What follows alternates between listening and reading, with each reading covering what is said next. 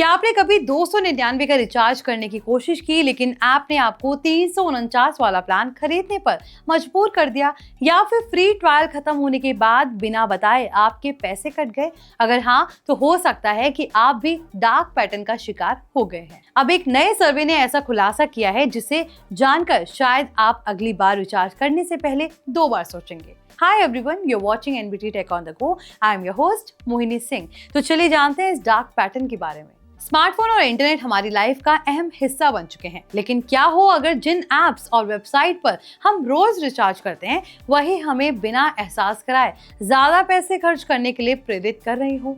हाल ही में local circles के एक बड़े सर्वे में सामने आया है कि भारत के 341 जिलों के 74,000 से ज्यादा मोबाइल यूजर्स में से 81% लोगों ने टेलीकॉम प्लेटफॉर्म्स पर कम से कम एक बार डार्क पैटर्न का एक्सपीरियंस किया है, यानी ऐसे डिजाइन या ट्रिक्स जो यूजर्स को ऐसी चीज खरीदने, सब्सक्रिप्शंस जारी रखने या ज्यादा महंगा प्लान चुनने के लिए प्रभावित करते हैं जो शायद वो अपनी मर्जी से नहीं करता। अब सवाल ये है कि आखिर डार्क पैटर्न होता क्या है? आसान भाषा में समझे तो ये किसी ऐप या वेबसाइट का ऐसा डिजाइन होता है जो आपको कंफ्यूज करके या साइकोलॉजिकल ट्रिक्स का इस्तेमाल करके कोई एक्शन करवाता है। एग्जाम्पल के लिए किसी रिचार्ज प्लान के साथ मिलने वाले बेनिफिट्स को बड़े बड़े अक्षरों में दिखाना, लेकिन उसकी इंपॉर्टेंट शर्तों को बहुत छोटे टेक्स्ट में छिपा देना, या फिर ऐसा इंटरफेस बनाना कि सस्ता प्लान ढूंढना मुश्किल हो जाए और महंगा प्लान पहले दिखाई दे जाए। कई बार प्रमोशनल सब्सक्रिप्शन को कैंसिल करना भी इतना कठिन बना दिया जाता है कि लोग मजबूरी में उसे जारी रखते हैं। यही सब डार्क पैटर्न्स की श्रेणी में आता है।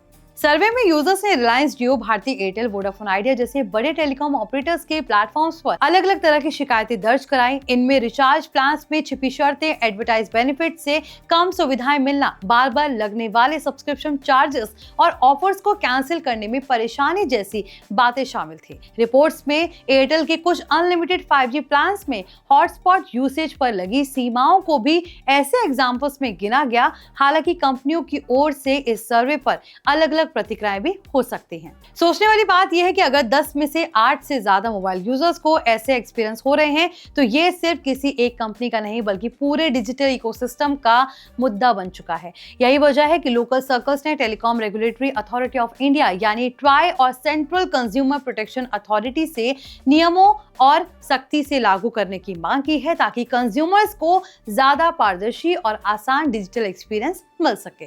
तो एक आम यूजर्स क्या कर सकता है? सबसे पहले रिचार्ज करने से पहले प्लान डिटेल्स ध्यान से पढ़ें। सिर्फ बड़े बैनर या फिर हाईलाइटेड ऑफर देखकर फैसला बिल्कुल भी ना लें।